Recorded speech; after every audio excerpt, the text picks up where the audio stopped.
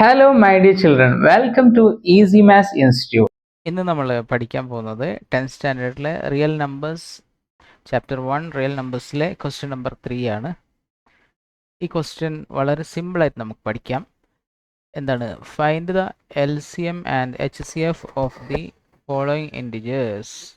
ഇതിൻ്റെ HCFും LCMും കാണാനേ ഉള്ളൂ അല്ലേ, വേറൊന്നുമില്ല. നമ്മൾ എന്താണ് വളരെ ചെറിയ ക്ലാസ്സിൽ തന്നെ ഇതൊക്കെ പഠിച്ചതാണ്. ഒന്നുകൂടി അതൊന്ന് റിപ്പീറ്റ് ചെയ്യാം. ഓക്കെ, ഫസ്റ്റ് നമ്മുടെ ക്വസ്റ്റ്യൻ ഏതാണ്? 12, 15 ആൻഡ് 21 ഈ മൂന്നാണല്ലേ. അപ്പോൾ നമുക്ക് എന്ത് ചെയ്യാം, ആ ക്വസ്റ്റ്യൻ നമുക്ക് ആദ്യം അങ്ങോട്ട് സോൾവ് ചെയ്യാം. അല്ല, റെഡി അല്ലേ സോൾവ് ചെയ്യാൻ വേണ്ടിയിട്ട്? അപ്പോൾ നമ്മുടെ ഒന്നാമത്തെ ക്വസ്റ്റ്യൻ ആണ് സോൾവ് ചെയ്യുന്നത്. ഫസ്റ്റ് നമ്പർ ഏതാണ്? 12. 12ൻ്റെ LCM കാണണം. അതിനുവേണ്ടി നമ്മൾ എന്ത് ചെയ്യും? ആദ്യമായിട്ട് 2 കൊണ്ട് ഡിവൈഡ് ചെയ്യും അല്ലേ. ലോവസ്റ്റ് പ്രൈം നമ്പറാണ് 2. 12ൽ എത്ര 2 ഉണ്ട്? 6 പ്രാവശ്യം. വീണ്ടും 2 കൊണ്ട് ചെയ്യാം. 6ൽ 3 പ്രാവശ്യം. പിന്നെ നമുക്ക് 3 എടുക്കാം, ഒറ്റ പ്രാവശ്യം. പിന്നെ അടുത്തത് ഏതാ നമ്പർ? 15. 15 എന്ന് പറയുമ്പോൾ ആദ്യം 2 എടുക്കാൻ പറ്റില്ല, കാരണം ലാസ്റ്റ് നമ്പർ ഏത് നമ്പറാണ്? ഓഡ് നമ്പറാണ്. ലാസ്റ്റ് നമ്പർ ഈവൻ ആണെങ്കിൽ നമുക്ക് 2 എടുക്കാൻ പറ്റും. അപ്പോൾ നമുക്ക് 3 എടുക്കാം. 15ൽ 5 3 ഉണ്ട് അല്ലേ. അടുത്ത് നമുക്ക് 5 എടുക്കാം. 5 5ൽ 1 ടൈംസ്. അടുത്ത നമ്പർ ഏതാ? 21. 21 എന്ന് പറയുമ്പോൾ 2 എടുക്കാൻ പറ്റുമോ? ഇല്ല, 3 എടുക്കാം അല്ലേ. 21ൽ എത്ര 3 ഉണ്ട്? 7 ടൈംസ്. നമുക്ക് 7ൽ അടുത്ത 7th എടുക്കാം, കാരണം 7 ഒരു പ്രൈം നമ്പറാണ്. അപ്പോൾ നമ്മുടെ പകുതി കഴിഞ്ഞു. നമുക്കിതിനൊന്ന് എടുത്തു തരണം അല്ലേ. പ്രൈം ഫാക്ടറൈസേഷൻ ഓഫ്, നിങ്ങൾ ഫുൾ എഴുതി കേട്ടോ. Prime factorisation of 12 equal to എന്താണ്? 2 ഇൻറ്റു 2 ഇൻറ്റു 3. അടുത്ത prime factorisation of 15 equal to 3 into 5. അടുത്തത് prime factorisation of 21 is equal to 3 into 7. ഇത് നമുക്ക് എന്താ കണ്ടുപിടിക്കേണ്ടത്? LCMും HCFും. ആദ്യം നമുക്ക് എന്ത് കാണാം? HCF കാണാം. HCF ഈക്വൽ ടു എന്താ നമുക്ക് കിട്ടുന്നത്? HCF എന്ന് പറഞ്ഞാൽ 3ൽ കോമൺ ആയിട്ടുള്ള നമ്പർ അല്ലേ. അയ്യോ, ഇതിൽ ഒരു കോമൺ ആയിട്ടുള്ള ഒരു നമ്പറും കാണുന്നില്ലല്ലോ. ഇതിൽ 2 ഉണ്ട്, 3 ഉണ്ട്, ഇവിടെ 3 ഉണ്ട്. 3 ഉണ്ട് അല്ലേ. യെസ്. അപ്പോൾ നമുക്ക് അവിടെ കോമൺ ആയിട്ട് ആരെ കിട്ടുന്നുണ്ട്? 3 ഉണ്ട്. അപ്പോൾ നമ്മുടെ HCF ആരായി മാറി? HCF 3. ഇത് നമുക്ക് LCM ആണ് അല്ലേ. LCM എന്ന് കാണാൻ ഡിഫറെൻറ്റ് മെത്തേഡ്സ് ഉണ്ട്.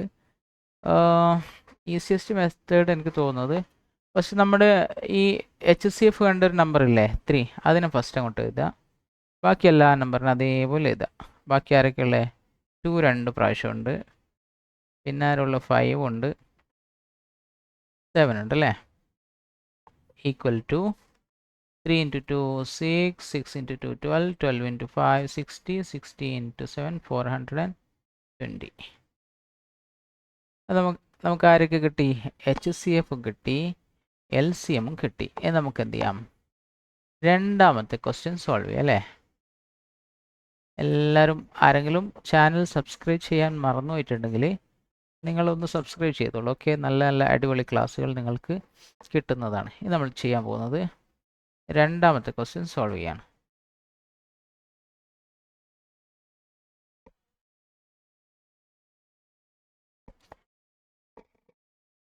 രണ്ടാമത്തെ ക്വസ്റ്റ്യൻ എന്താണ്? 17 23 29. ആക്ച്വലി ഈ ക്വസ്റ്റ്യൻ എന്ന് പറയുന്നത് ചെയ്യാൻ പോലും ഇല്ല കേട്ടോ. ചെയ്യാണ്ട് തന്നെ കണ്ടുപിടിക്കാൻ പറ്റുന്നൊരു ക്വസ്റ്റ്യൻ ആണ്. എന്നാൽ നമുക്ക് ചെയ്യാം. അത് നമ്മൾ എന്ത് ചെയ്യുന്നു? അതിനെ 3 ഫാക്ടറൈസ് ചെയ്യാൻ വേണ്ടിയിട്ട് അതിൻ്റെ സ്പേസ് ഉണ്ടാക്കുക. ഈ 2 വരെ ഇട്ട് കൊടുക്കുക. 3 ആൾ വേണ്ടേ? 3 ആളെ നമുക്ക് ഈ കൂട്ടിൻ്റെ ഉള്ളിലേക്ക് കയറ്റാം. ഓക്കെ, ഇനി നമുക്ക് എന്ത് ചെയ്യാം? ആദ്യത്തെ നമ്പർ 17 ആണ് അല്ലേ. ഇങ്ക് അങ്ങോട്ട് മാറ്റിക്കളഞ്ഞാലോ, നല്ല ക്ലിയർ ഉണ്ടോ? അപ്പോൾ നമുക്ക് വൈറ്റ് യൂസ് ചെയ്യാം. ഇങ്ക് വൈറ്റ് യൂസ് ചെയ്യാം. അറൗണ്ട് 17. 17ൽ 17 തന്നെ എടുക്കണ്ട അല്ലേ. 17ൽ 1 ടൈം. വേറെ ഒന്നുമില്ലല്ലോ. ഇത് എല്ലാവരും പ്രൈം നമ്പേഴ്സാണ്. 23 തന്നെ എടുക്കാം. 23ൽ 1 ടൈം. 29 എടുക്കാം. 29 എന്ന് പറയുമ്പോൾ 29ഉം പ്രൈം നമ്പറിൻ്റെ 1 ടൈം. അപ്പോൾ നമുക്ക് എന്ത് കിട്ടി? ഇതിനൊന്നും ചെയ്യാനൊന്നുമില്ല ആക്ച്വലി, കാരണം ഓൾ ആർ പ്രൈം നമ്പേഴ്സ്. അപ്പോൾ നമുക്ക് ആൻസർ എഴുതാം. prime factorization of 17 is equal to 17.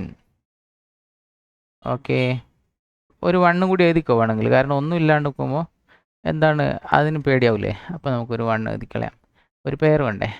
പിന്നെ രണ്ടാമത്തെ prime factorisation of 23 equal to 23 into 1.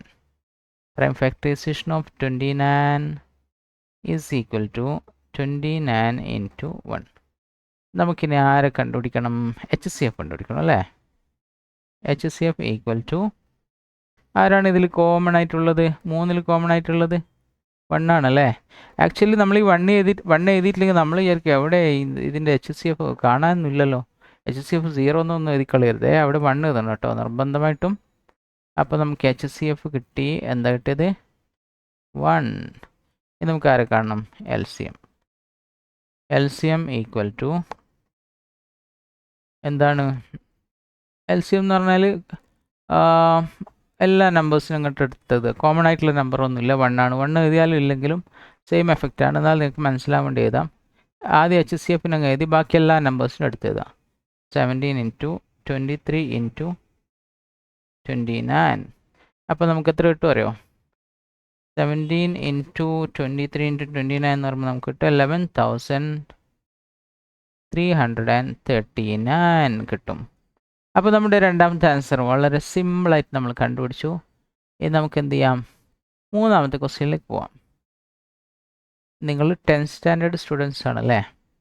10th standard students എന്ന് പറയുമ്പോൾ 9th പഠിക്കുന്നത് പോലെ പഠിച്ചാൽ പോരാ കേട്ടോ, കുറച്ചും കൂടി അടിപൊളിയായിട്ട് പഠിക്കണം, ഹാർഡ് വർക്ക് ചെയ്യണം കുറച്ചും കൂടി. എന്നുവെച്ചാൽ ഈ ഒരു 10th സ്റ്റാൻഡേർഡ് ഒരു ഡിസിസീവ് ഇയർ ആണ് അല്ലേ? ഒരു നല്ലൊരു വർഷമാണ് അടിപൊളിയായിട്ട് പഠിക്കാൻ പറ്റുന്നത്. അപ്പോൾ എന്ത് ചെയ്യണം? എല്ലാവരും നന്നായിട്ട് പഠിക്കണം. 9th നിങ്ങൾ 2 hours പഠിച്ചിട്ടുണ്ടെങ്കിൽ നിങ്ങൾ 10th എത്ര hours പഠിക്കണം? 10th നിങ്ങൾ 4 hours പഠിക്കണം. ഓക്കെ, അത് കുറച്ച് കളിയൊക്കെ ഒന്ന് കുറക്കാം. എന്ന് വെച്ചാൽ കളിക്കാനൊക്കെ ഇനി വർഷങ്ങളുണ്ടല്ലോ അല്ലേ? ഈ വർഷം എന്ത് ചെയ്യാം? പഠനത്തിൽ കൂടുതലായിട്ട് ശ്രദ്ധിക്കാം. അതിൻ്റെ അടുത്ത് നമ്മുടെ മൂന്നാമത്തെ ക്വസ്റ്റ്യൻ ആരാണ്? 8, 9 and 25.